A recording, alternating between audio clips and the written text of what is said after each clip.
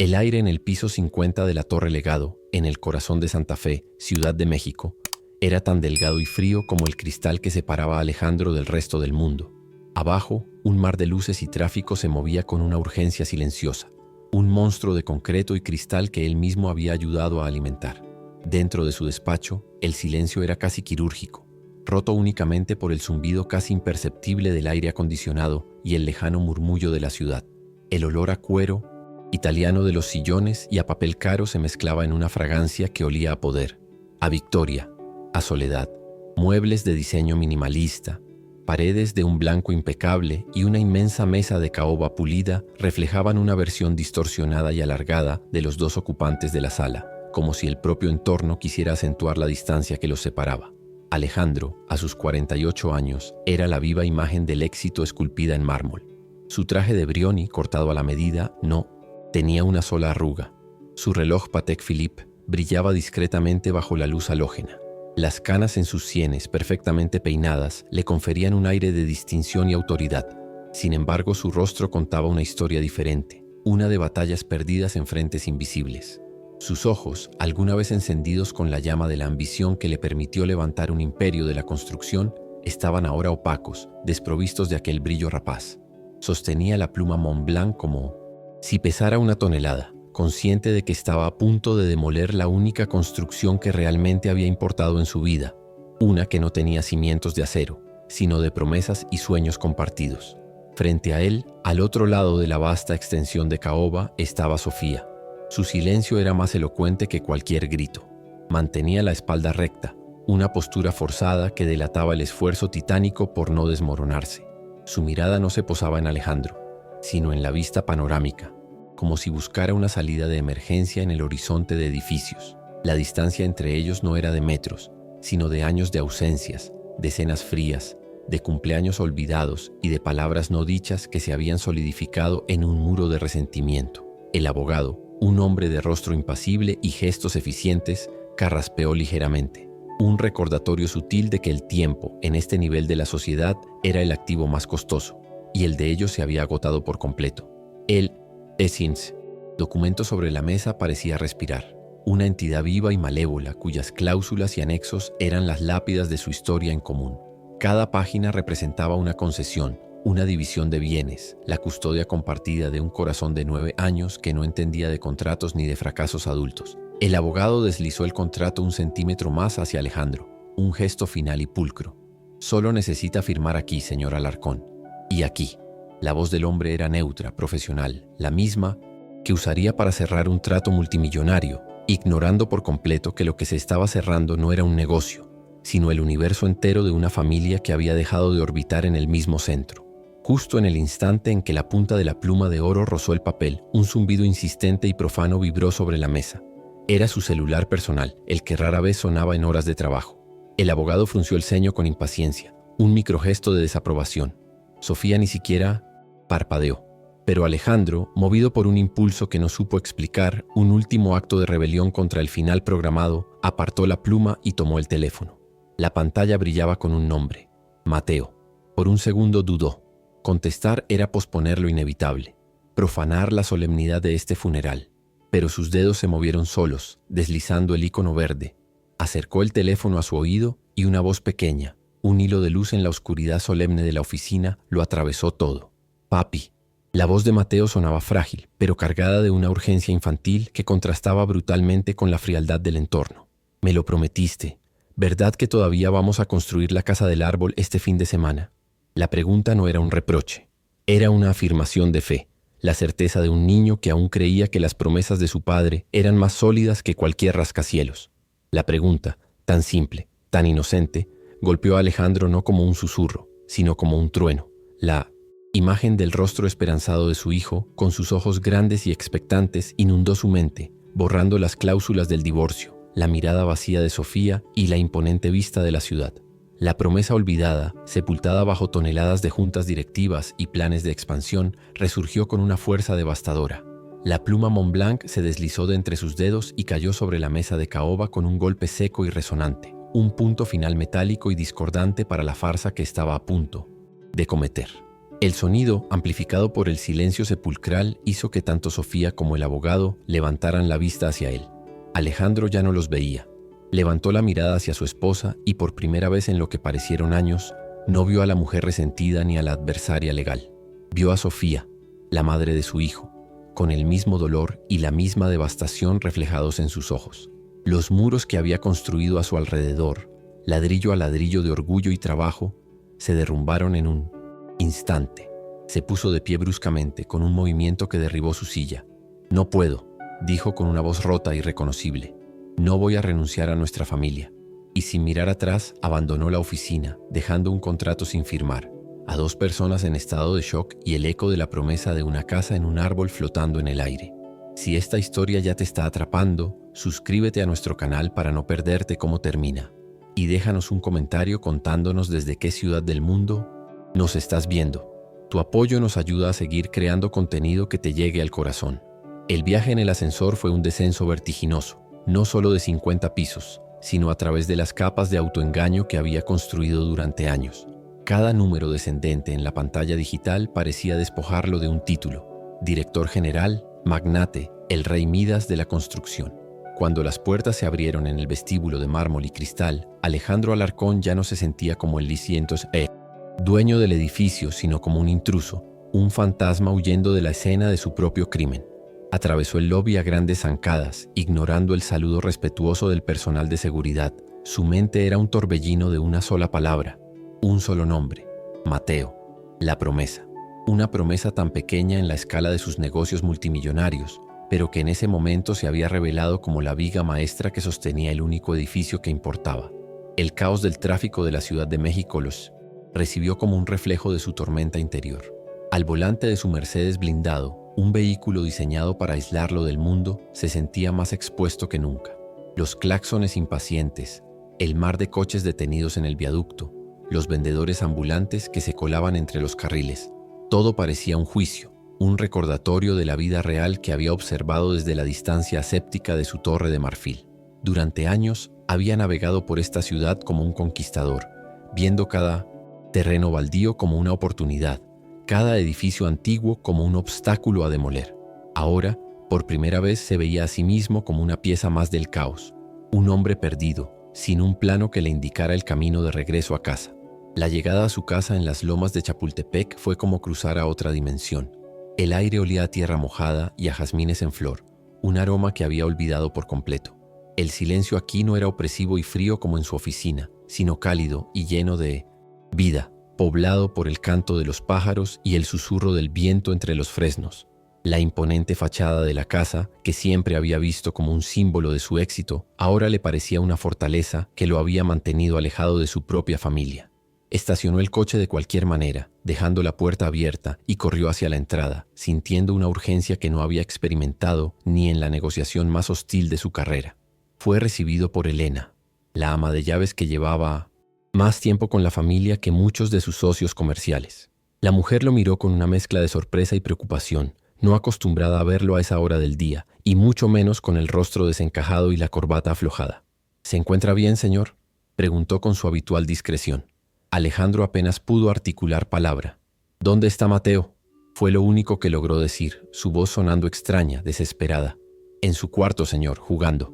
La respuesta, tan normal, tan cotidiana, lo ancló a la realidad. Su hijo estaba allí, a solo unos metros, viviendo en un mundo que él había abandonado hacía mucho tiempo, un mundo de juegos y promesas. Subir las escaleras fue el trayecto más largo de su vida. Cada escalón de mármol parecía una acusación.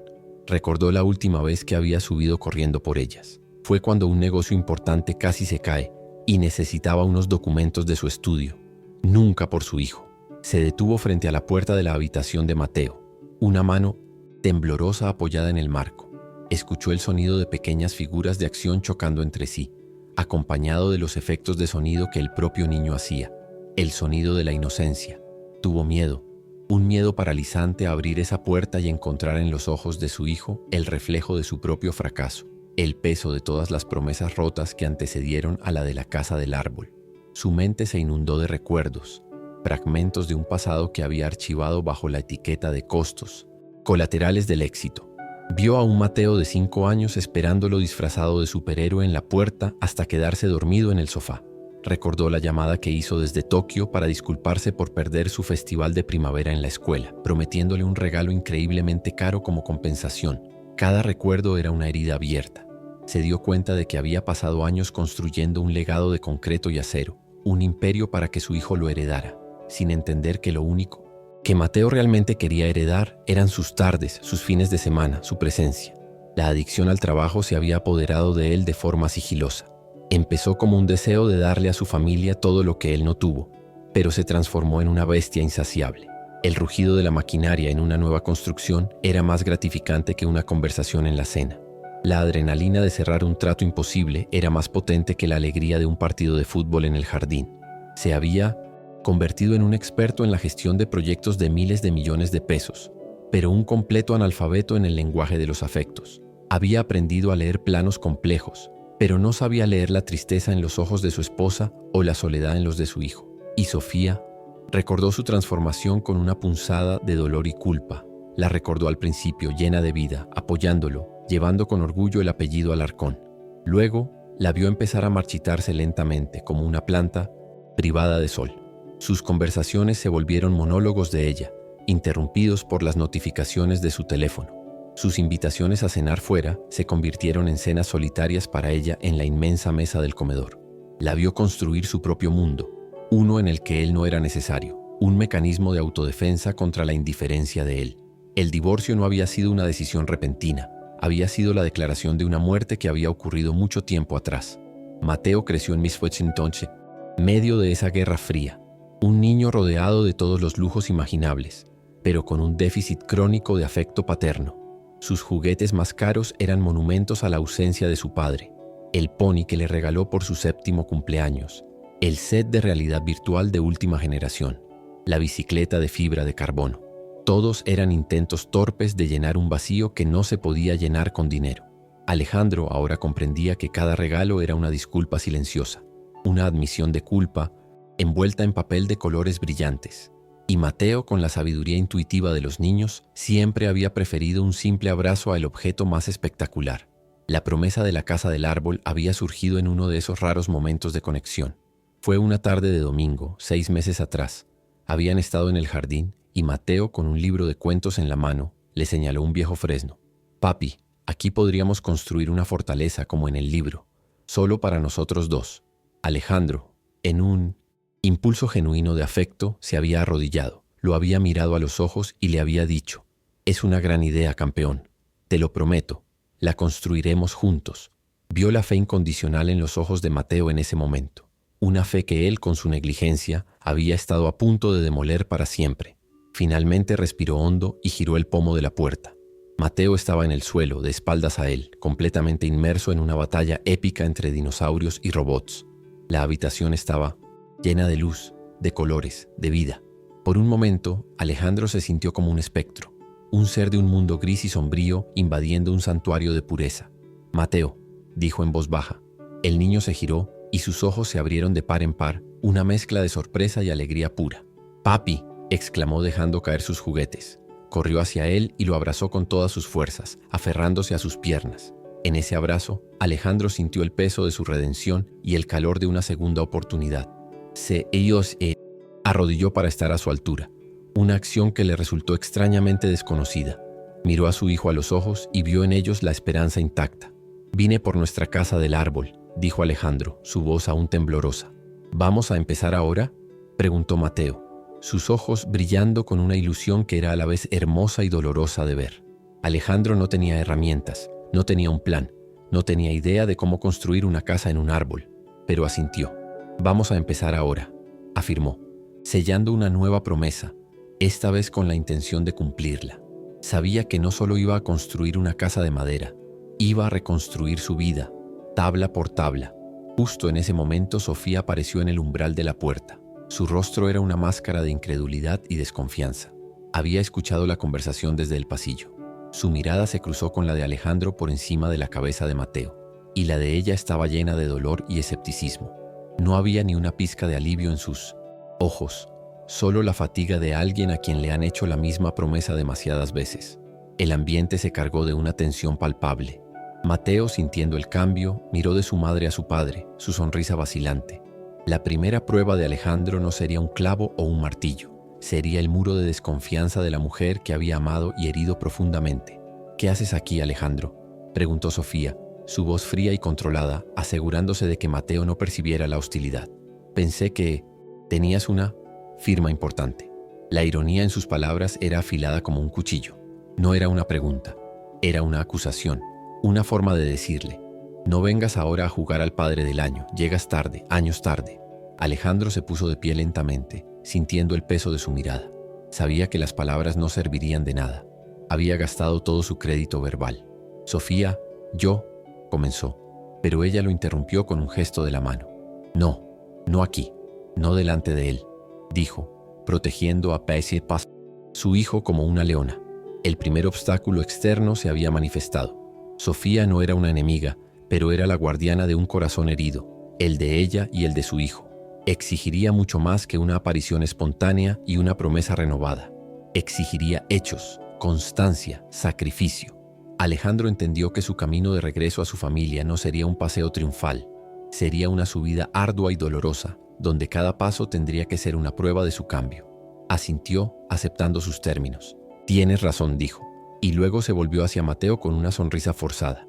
«Campeón, ¿por qué no le muestras a mamá el dibujo que hiciste de nuestra fortaleza?». Era una táctica, un intento de ganar tiempo, de demostrar que estaba del lado de ellos. Durante los siguientes días, Alejandro se movió por la casa como un extraño. Dormía en el cuarto de huéspedes, un espacio impersonal que subrayaba su condición de exiliado en su propio hogar. Intentaba participar en las rutinas diarias, pero sus intentos eran torpes y a menudo inoportunos. Se ofrecía a llevar a Mateo a la escuela, solo para descubrir que Sofía ya lo había organizado todo. Intentaba ayudar con la cena y terminaba estorbando en una cocina que le era completamente ajena. Cada interacción era una prueba, cada conversación un campo de minas. Sofía lo observaba todo con una distancia cautelosa, esperando el momento en que él se cansara del juego y volviera a su verdadera vida, a su oficina en el cielo. Su conflicto interno era una batalla constante. Cada vez que su teléfono sonaba con una llamada de la oficina, sentía el tirón familiar de la urgencia, la adrenalina de los problemas que él sabía cómo solucionar. Su socio Ricardo lo llamaba varias veces al día, su voz cada vez más tensa. «Alejandro, el consorcio chino no va a esperar para siempre. Necesitas venir a la reunión. ¿Qué demonios es más importante que un contrato de 2.000 millones de pesos?» Antes la respuesta habría sido nada. Ahora miraba por la ventana al jardín, al fresno que esperaba su casa y decía: «Ahora no puedo, Ricardo. Ocúpate tú». Colgar el teléfono se sentía como cortar una adicción. Para demostrar su compromiso, hizo algo que nunca había hecho antes. Fue a una ferretería. No mandó a un asistente. Fue él mismo. Vestido con unos vaqueros y una camisa que Elena había encontrado olvidados en su armario, se sintió completamente fuera de lugar entre los pasillos de herramientas y materiales de construcción. Él, que dirigía proyectos con miles de trabajadores, no sabía distinguir un tornillo de un clavo. Con una humildad que no sabía que poseía, le pidió ayuda a un empleado mostrándole un torpe dibujo que había hecho con Mateo. Compró madera, sierras, martillos, clavos, todo lo que le indicaron, sintiendo que cada objeto era una pieza de su nueva identidad. Cuando llegó a casa con la camioneta cargada de materiales, vio a Sofía observándolo desde la ventana de la cocina. No había aprobación en su mirada, pero sí una chispa de sorpresa. No dijo nada. Alejandro tampoco. Simplemente comenzó a descargar las tablas de madera, una por una, apilándolas cerca del gran fresno. El trabajo era físico, torpe. Se astilló un dedo, sudó bajo el sol de la tarde, y los músculos de su espalda, acostumbrados a las sillas ergonómicas, protestaron. Pero con cada tabla que movía sentía que estaba poniendo un ladrillo en los cimientos de su redención. No estaba construyendo para un cliente, no estaba construyendo para obtener ganancias. Estaba construyendo por amor. Mateo, al verlo, salió corriendo de la casa, sus ojos llenos de una emoción pura. «¿Ya vamos a empezar, papi? ¿Ahora mismo?» Alejandro, limpiándose el sudor de la frente con el dorso de la mano, sonrió. Una sonrisa genuina, no la sonrisa corporativa que había perfeccionado. «Ahora mismo, campeón. Pero primero tenemos que hacer un plano de verdad». Se sentó en el césped con su hijo, con un lápiz y un cuaderno, y por primera vez en años, el único. Proyecto que ocupaba su mente no tenía que ver con márgenes de beneficio ni con fechas de entrega, sino con la altura de una ventana y el lugar para una polea secreta. Sofía seguía observando desde la distancia. La coraza de escepticismo que había construido a su alrededor comenzó a mostrar sus primeras grietas. Ver a su marido, el hombre que manejaba juntas directivas con una frialdad implacable, sentado en el suelo, dibujando con su hijo, era una imagen tan poderosa como desconcertante. Se encontró recordando al Alejandro del que se había enamorado, el joven soñador que le prometió construirle una casa con sus propias manos antes de que el dinero y el poder lo cambiaran todo. Una pequeña, frágil semilla de esperanza comenzó a brotar en el terreno baldío de su corazón. Los días se convirtieron en una nueva rutina. Por la mañana, Alejandro se dedicaba a las llamadas y correos más urgentes de su empresa, pero establecía un límite estricto. A las 3 de la tarde, su jornada laboral terminaba. Apagaba su teléfono de negocios, se cambiaba de ropa y salía al jardín a trabajar en la casa del árbol. Mateo era su asistente principal, pasándole herramientas, casi siempre las equivocadas, y ofreciendo un flujo constante de ideas y ánimo. Eran horas sagradas, llenas de risas, de pequeños accidentes y de un progreso lento pero constante. La estructura de madera comenzó a tomar forma, torpe e imperfecta, pero sólida. La presión externa, sin embargo, no cesaba. Ricardo, su socio, apareció un día en la casa sin avisar. Lo encontró en medio del jardín, cubierto de serrín y con un martillo en la mano. La expresión de Ricardo fue de puro desconcierto. «Alejandro, ¿te has vuelto loco? La junta de accionistas está furiosa. Piensan que has abandonado el barco. El proyecto de Santa Fe se tambalea. Tienes que volver». La confrontación fue dura. Ricardo apeló a su ambición, a su reputación, a los años de trabajo que estaban a punto de irse por el desagüe. Era la voz de su antiguo yo, tentadora y lógica. Alejandro lo escuchó con calma. Dejó el martillo sobre una pila de madera y miró a Ricardo a los ojos. «Mi barco no es la empresa, Ricardo. Mi barco es esta casa. Y lo estaba abandonando. Ahora estoy de vuelta al timón». Luego señaló la estructura de madera a medio construir. «Esto», dijo con una convicción que sorprendió incluso a sí mismo, «es el proyecto más importante de mi vida. El resto puede esperar». Ricardo se fue negando con la cabeza, convencido de que su amigo y socio había perdido el juicio. Pero para Alejandro esa conversación fue un punto de inflexión. Había elegido conscientemente su familia por encima de su imperio, y la decisión no le causó pánico, sino una profunda sensación de paz. Esa noche, durante la cena, el ambiente era diferente. Sofía había sido testigo de la confrontación con Ricardo desde la ventana. Por primera vez en mucho tiempo inició la conversación. «¿De verdad vas a dejar que se caiga el proyecto de Santa Fe?», preguntó. Su tono no era acusatorio, sino genuinamente curioso. Alejandro la miró. «Un edificio se puede volver a construir. Una familia, no estoy tan seguro», respondió con una sinceridad aplastante. En ese momento compartieron una mirada, una conexión real que había estado ausente durante años. El hielo entre ellos comenzaba a derretirse, lentamente, pero de forma perceptible. El vínculo con Mateo se fortalecía cada día. Alejandro estaba descubriendo a su hijo, sus miedos, sus sueños, sus chistes. Aprendió que a Mateo le encantaban las historias de piratas, que le tenía miedo a las arañas y que su color favorito era el azul del cielo al atardecer. Eran pequeños detalles, piezas de un rompecabezas que había ignorado durante demasiado tiempo. Una tarde, mientras lijaban una tabla, Mateo le preguntó: «Papi, ¿por qué estabas tan ocupado antes?». La pregunta, directa y sin malicia, lo desarmó. Alejandro dejó de lijar y lo miró. «Porque fui un tonto, hijo. Pensé que construir cosas grandes me hacía importante, y me olvidé de construir las cosas pequeñas que de verdad importan». La construcción de la casa del árbol se convirtió en una metáfora viviente de la reconstrucción de su familia. Cada clavo martillado era una disculpa, cada tabla cortada un esfuerzo por enmendar el pasado. Alejandro aprendió a medir 2 veces y cortar una lección que debería haber aplicado a sus palabras y acciones años atrás. Sus manos, antes suaves y acostumbradas a los teclados y las plumas, se llenaron de callos y rasguños. Eran las marcas de su trabajo, las cicatrices de su transformación, y las llevaba con un orgullo que ningún reloj de lujo le había dado jamás. Sofía comenzó a participar de forma sutil. Un día les llevó limonada al jardín. Otro día opinó sobre el color que deberían usar para pintar la barandilla. Eran gestos pequeños, pero significaban un mundo. Ya no era una espectadora pasiva, sino que estaba empezando a creer en la posibilidad de un futuro juntos. Una noche, Lo encontró en el estudio revisando unos planos, no de un edificio, sino de la casa del árbol. Se acercó y apoyó una mano en su hombro. «Ten cuidado mañana. Esa escalera no parece muy estable», le dijo. Era su forma de decir, «Me importas. Me preocupo por ti». El miedo a fallar, sin embargo, seguía siendo un fantasma persistente en la mente de Alejandro. Había noches en las que se despertaba sudando, aterrorizado de que todo fuera un impulso momentáneo, de que la presión del trabajo finalmente lo superara y volviera a caer en sus viejos patrones. Temía que un día la novedad de ser un padre presente se desvaneciera y la sirena de la ambición lo llamara de nuevo a su torre.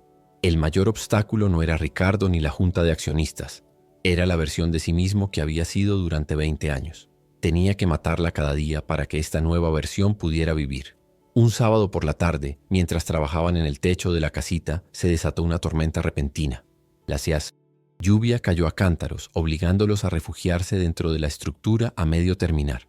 Estaban empapados, apretados en el pequeño espacio, mientras el mundo exterior era un borrón de agua y viento. Mateo, lejos de asustarse, se rió a carcajadas. «Es nuestra fortaleza, papi. Nos está protegiendo». Alejandro lo abrazó, sintiendo el pequeño cuerpo de su hijo temblar de frío y emoción.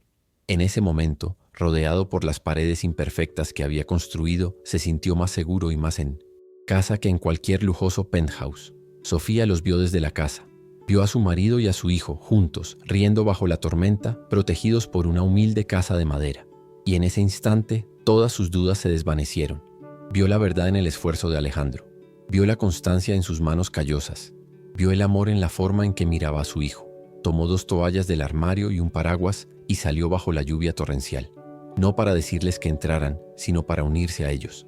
Para entrar por primera vez en el nuevo hogar que Alejandro estaba construyendo para los 3. Cuando llegó a la base del árbol, empapada a pesar del paraguas, miró hacia arriba. Alejandro la ayudó a subir la escalera. Dentro de la casita el espacio era reducido. Estaban los 3 juntos, hombro con hombro, escuchando el sonido de la lluvia sobre el techo de madera. No hicieron falta palabras. Sofía le pasó una toalla a Alejandro y otra a Mateo. Luego se quedó mirando a su marido y sus ojos, por primera vez en años, no contenían dolor ni resentimiento, sino una gratitud y un amor que renacían de sus cenizas. Era el comienzo de su verdadero reencuentro. La enfermedad del éxito que había consumido a Alejandro comenzaba a remitir. Se dio cuenta de que su definición de éxito había estado fundamentalmente equivocada. No se trataba de la altura de sus edificios, sino de la profundidad de sus relaciones. No se trataba de adquirir empresas, sino de compartir momentos.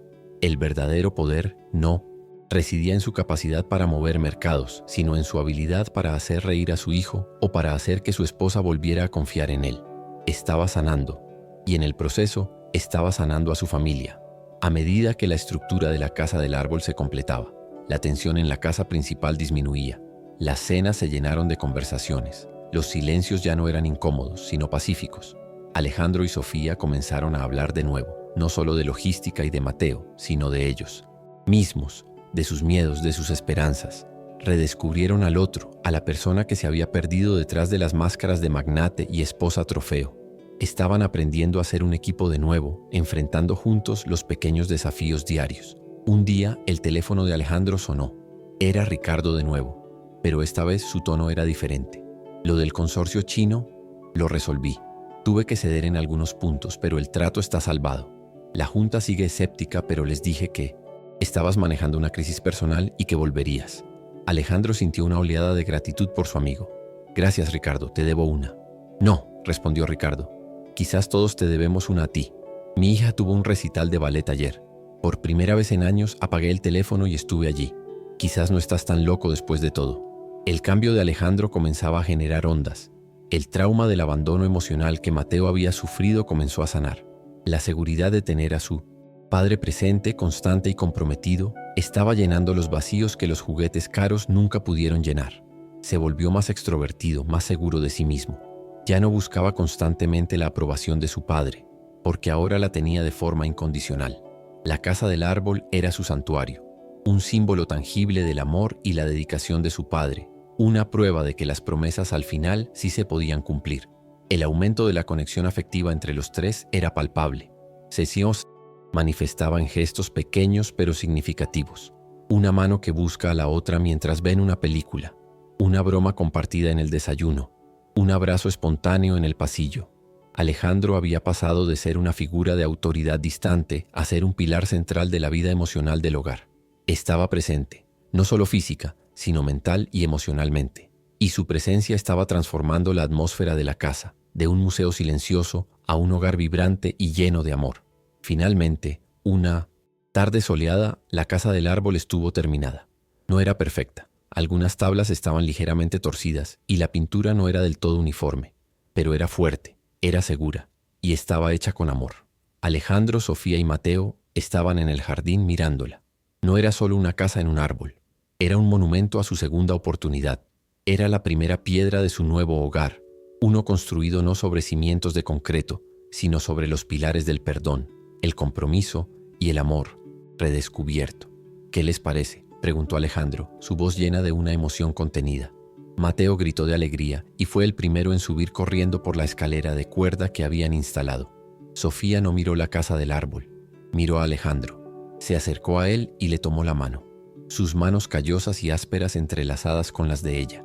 «Es perfecta», dijo ella, y no se refería a la construcción de madera. «Es nuestro hogar».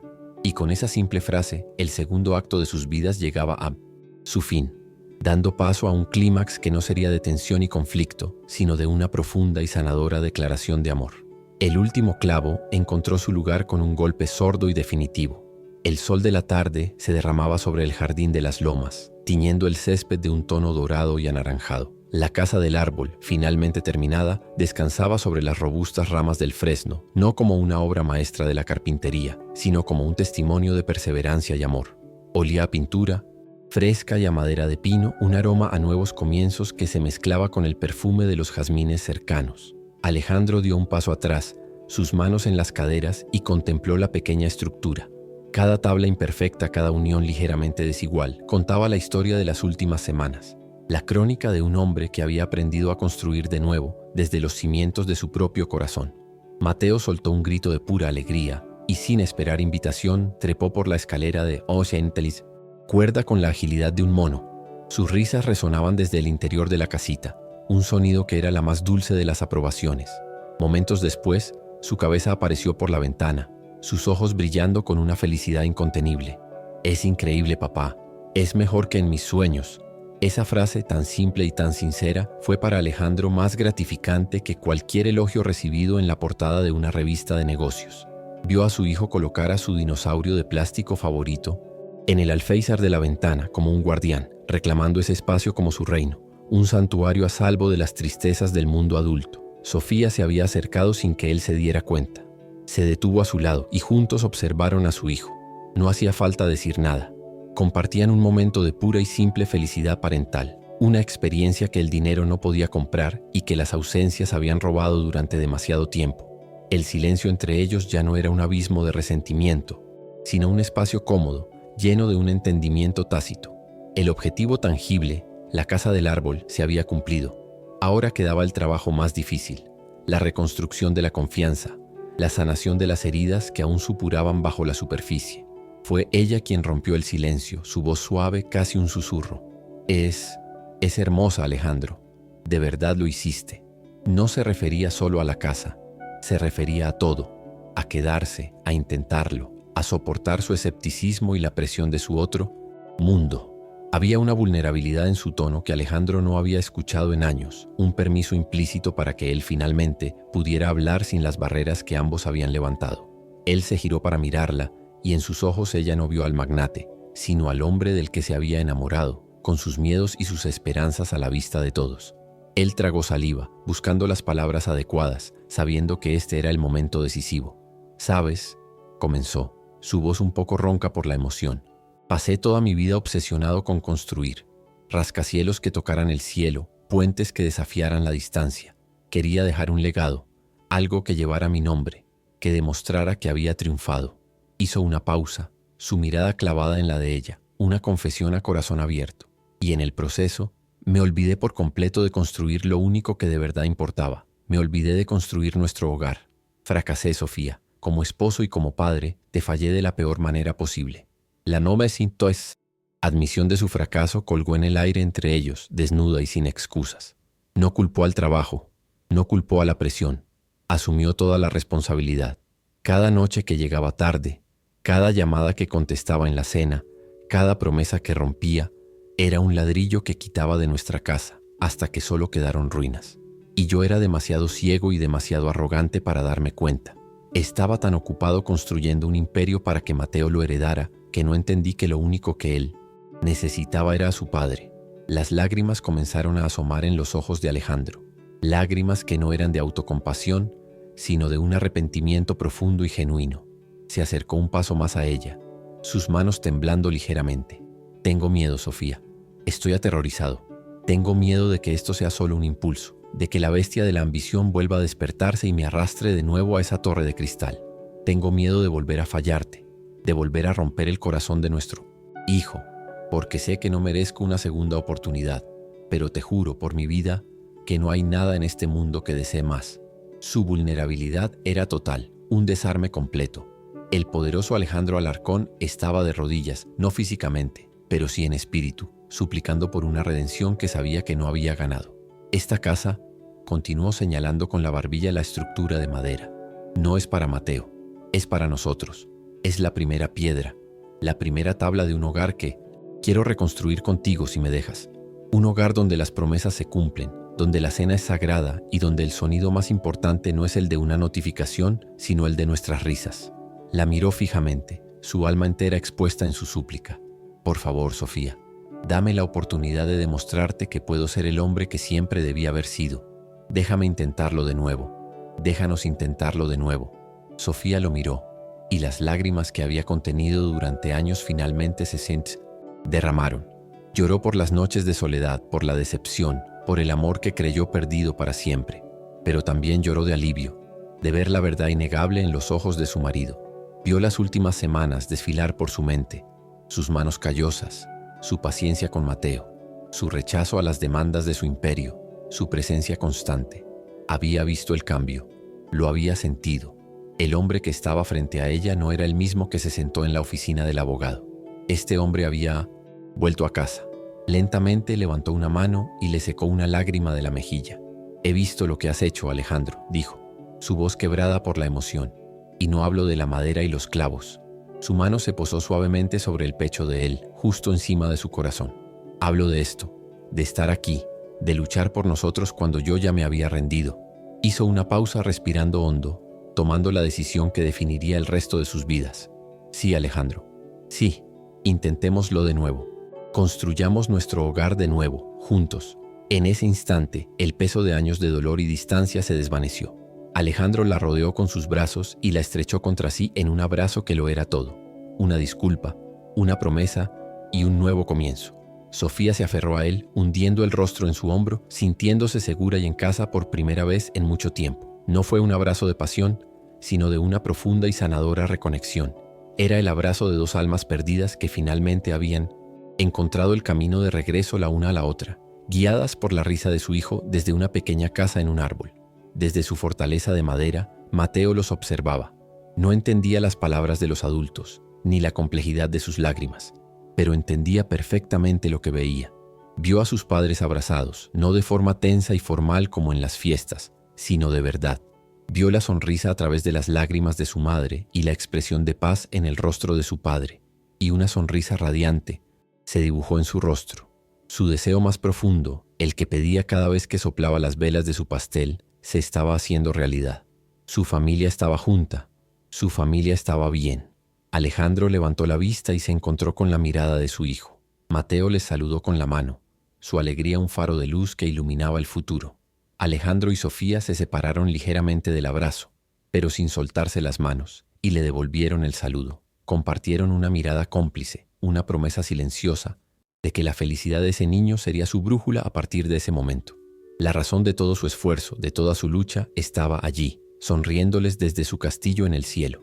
«Vengan, tienen que verla por dentro», gritó Mateo, su voz llena de emoción. Alejandro miró a Sofía, una pregunta en sus ojos. Ella asintió, su sonrisa ahora libre de cualquier rastro de tristeza. «Vamos», dijo ella. «Nuestro hijo nos invita a conocer nuestro nuevo hogar». Juntos, de la mano, caminaron hacia el Heliopolis, Fresno, no como dos individuos negociando una tregua, sino como un equipo, como una pareja, como una familia unida, lista para subir el primer escalón hacia el resto de sus vidas. El sol se ponía en el horizonte, cerrando un capítulo de oscuridad y abriendo uno lleno de luz y esperanza. ¿Te está gustando esta historia? Deja un like y suscríbete al canal. Ahora continuamos con el vídeo. La primera acción de su nueva vida juntos tuvo lugar, irónicamente, en otra fría oficina de abogados. Pero esta vez, el ambiente era radicalmente diferente. Alejandro y Sofía no se sentaron en extremos opuestos de la mesa, sino uno al lado del otro, sus manos entrelazadas sobre la superficie de caoba. No estaban allí para dividir un imperio, sino para reunificar un hogar. Firmaron los documentos para anular el proceso de divorcio con una sensación de ligereza y propósito. El trazo de la pluma sobre el papel ya no era una sentencia, sino una amnistía, el acto legal que ratificaba la decisión que ya habían tomado en sus corazones. Al salir del edificio, el sol de la Ciudad de México les pareció más brillante, como si el mundo entero celebrara su reconciliación. Entendieron que el amor por sí solo no era suficiente. Necesitaban una nueva arquitectura para su relación. Comenzaron a asistir a terapia de pareja, no como un último recurso para salvar un matrimonio náufrago, sino como un taller para aprender a construir uno nuevo y más fuerte. En esas sesiones aprendieron a comunicarse sin las armas, del resentimiento, a escuchar de verdad, a ser vulnerables sin miedo al juicio. Descubrieron que bajo las capas de dolor y malentendidos, el amor que los unió en un principio seguía allí, esperando pacientemente a ser redescubierto. Cada sesión era como trazar un nuevo plano, diseñando espacios para la honestidad, la empatía y el perdón. Alejandro reestructuró su vida profesional con la misma determinación con la que había construido su empresa. Instituyó una regla de oro: los horarios sagrados. De 6 de la tarde en adelante y durante todo el fin de semana, él pertenecía exclusivamente a su familia. Su teléfono de negocio se apagaba, las reuniones se reprogramaban. Al principio sus socios y competidores lo vieron como un signo de debilidad, pero pronto se convirtió en su mayor fortaleza. Una noche rechazó una llamada del ministro de Economía porque estaba ayudando a Mateo con un proyecto de ciencias. Esa decisión le costó un contrato, pero le ganó una mirada de profundo amor y respeto de su esposa, una ganancia que ya no tenía precio. Aprendió la lección más difícil para un hombre acostumbrado a controlarlo todo: delegar. Ascendió a Ricardo a director de operaciones, dándole el poder y la confianza que su socio se había ganado. Liberado de la carga de la microgestión diaria, Alejandro descubrió que tenía más claridad mental para las decisiones estratégicas importantes y, lo que era más crucial, tenía la energía emocional para invertirla en su familia. Su identidad ya no estaba definida por su título en una tarjeta de presentación, sino por su rol como esposo y padre. Se dio cuenta de que un verdadero líder no es el que se hace indispensable, sino el que empodera a otros para que brillen. Este cambio en Alejandro provocó una hermosa transformación en Sofía. Liberada de la sombra de un marido ausente y de la carga de mantener una apariencia de perfección, floreció. Retomó su pasión por el arte, no solo como un pasatiempo, sino como una vocación. Con el apoyo incondicional de Alejandro, abrió una pequeña galería en la colonia Roma, dedicada a promover a jóvenes artistas mexicanos. Se convirtió en una mujer vibrante, independiente y realizada, cuya felicidad ya no dependía de la presencia de Alejandro, sino que se veía enriquecida por ella. Se convirtieron en dos pilares sólidos que sostenían un arco, más fuertes juntos que por separado. La Casa del Árbol se convirtió en el verdadero corazón del hogar. Era mucho más que un juego de niños. Era su refugio, su club, su cine privado. Instalaron un pequeño proyector y pasaban las noches de viernes viendo películas bajo las estrellas, acurrucados con mantas y palomitas de maíz. Se convirtió en el lugar donde se contaban los secretos, donde se celebraban las pequeñas victorias y donde se resolvían las discusiones. Era un espacio sagrado, un recordatorio constante y tangible de la promesa que lo había cambiado todo, un símbolo de que su amor, al igual que el viejo fresno, tenía raíces profundas y podía soportar cualquier tormenta. Inspirado por su propia epifanía, Alejandro decidió que su transformación no podía detenerse en las puertas de su casa. Convocó a una junta general en su empresa y anunció un nuevo paquete de políticas de equilibrio vida-trabajo. Implementó jornadas laborales flexibles, aumentó los permisos de paternidad y maternidad e invirtió en programas de apoyo a la salud mental para todos sus empleados.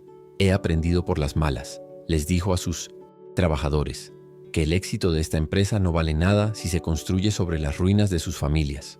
Un hogar feliz es el cimiento de cualquier profesional exitoso. A partir de hoy, construiremos en ambas direcciones.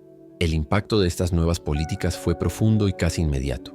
La moral de los empleados se disparó, la productividad aumentó, la lealtad hacia la empresa se fortaleció, pero más allá de las métricas de negocio, el cambio fue humano. Padres que ahora podían asistir a mitotes, los partidos de fútbol de sus hijos, madres que podían salir temprano para ayudar con la tarea, personas que se sentían valoradas no solo como trabajadores, sino como seres humanos integrales.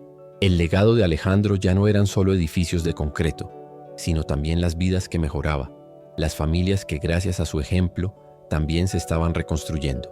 El protagonista había adoptado una nueva filosofía de vida, una que redefinía por completo el concepto de riqueza. Comprendió que el verdadero patrimonio no se cuenta en acciones o propiedades, sino en recuerdos compartidos. El sonido de la risa de Mateo valía más que cualquier oferta pública inicial. Un atardecer de la mano de Sofía en el jardín era una inversión con rendimientos infinitos. Descubrió que al renunciar a la búsqueda obsesiva del éxito material, lo había encontrado todo. Su imperio ya no era de ladrillos y cemento, sino de amor, tiempo y promesas cumplidas. Y así, la familia Alarcón encontró su nuevo ritmo. No era una vida perfecta, libre de problemas o desacuerdos, pero era una vida real, auténtica, cimentada en el compromiso y la comunicación. Miraban hacia el futuro, no con la ansiedad de alcanzar la siguiente meta, sino con la serena alegría de disfrutar el viaje. Sabían que habían estado al borde del abismo, pero en lugar de caer, habían aprendido a construir un puente hecho de tablones de madera, de perdón y de la valiente decisión de darse una segunda oportunidad para ser felices. 5 años después, el jardín de la Casa de las Lomas respira una paz duradera. El fresno ha crecido, sus ramas más gruesas y frondosas, abrazando la casa del árbol como si siempre hubiera sido parte de él. La madera de la casita ha adquirido una pátina grisácea por el sol y la lluvia, y una enredadera ha comenzado a trepar por uno de sus postes. Ya no es una construcción nueva, sino un monumento querido, un guardián silencioso de la historia familiar. El sol de la tarde se filtra a través de las hojas, creando patrones de luz y sombra sobre el césped perfectamente cuidado, donde la vida sigue su curso, tranquila y plena. Mateo, ahora un adolescente de 14 años, está sentado en los escalones de la terraza, rasgueando una guitarra acústica. Su pelo es más largo y en su rostro se adivinan ya los rasgos del hombre en que se convertirá. Hay una calma y una seguridad en su postura que contrastan con la frágil esperanza del niño de 9 años que hizo una llamada telefónica que cambió el mundo. Ya no juega con dinosaurios, pero la misma concentración y pasión que ponía en sus batallas imaginarias, ahora la dedica a encontrar los acordes correctos de una canción. Alejandro y Sofía lo observan desde un banco cercano, sentados lo suficientemente cerca como para que sus hombros se toquen. El tiempo ha sido amable con ellos. Las líneas de expresión alrededor de sus ojos son el mapa de miles de sonrisas compartidas. Sostienen tazas de café, y su silencio es de una comodidad profunda, la de 2 personas que pueden leerse la mente sin necesidad de palabras. La mano de Alejandro encuentra la de Sofía y la entrelaza, un gesto tan natural y arraigado como la respiración. Miran a su hijo, no con la ansiedad de los padres, sino con un sereno orgullo. ¿Te acuerdas de aquel día?, susurra Sofía, sin apartar la vista de Mateo. En la oficina de Del Real. Sentía que el suelo se abría bajo mis pies. Alejandro aprieta su mano suavemente. Lo recuerdo cada día de mi vida, responde él. Recuerdo el frío de esa sala y el pánico de pensar en una vida sin ustedes. Fue el momento más oscuro y a la vez el más afortunado de mi existencia. A veces pienso en qué hubiera pasado si él no hubiera llamado en ese preciso instante. Sofía se apoya en su hombro. Pero lo hizo. Y tú contestaste. Eso es lo único que importa. La casa del árbol se alza detrás de ellos, un personaje más en la escena. Aunque Mateo ya casi no cabe en ella, sigue siendo su santuario. Dentro las paredes están cubiertas de recuerdos, fotos familiares, entradas de conciertos, un dibujo infantil de una fortaleza en un árbol firmado con una letra temblorosa. Se ha convertido en una cápsula del tiempo, el testamento físico de la decisión que tomaron, un recordatorio de que los cimientos más fuertes no son los que se entierran en el suelo, sino los que se construyen en el corazón, a base de momentos compartidos y promesas mantenidas a toda costa. El viernes presenté el proyecto final para el Unitin, nuevo parque en la alcaldía de Xochimilco, comenta Alejandro, cambiando de tema pero siguiendo el mismo hilo de pensamiento. El diseño se centra en áreas de juego inclusivas y un gran huerto comunitario. Su voz se llena de una pasión tranquila, muy diferente de la adrenalina febril con la que solía hablar de sus rascacielos. Su concepto de construir se ha expandido. Ya no se trata de conquistar el horizonte, sino de sembrar en la comunidad, de crear espacios que unan a las personas, que fomenten la creación de recuerdos para otras familias. Mateo deja la guitarra y se acerca a ellos sentándose en el césped a sus pies. ¿Qué tal, ma? ¿Qué tal, pa? La relación entre ellos es fácil, abierta. Hablan sobre su día, sobre la escuela, sobre la canción que está intentando componer. Ya no hay distancia, no hay temas tabú. Es la interacción de una familia sana que ha trabajado duro para llegar a ese punto de confianza y afecto incondicional.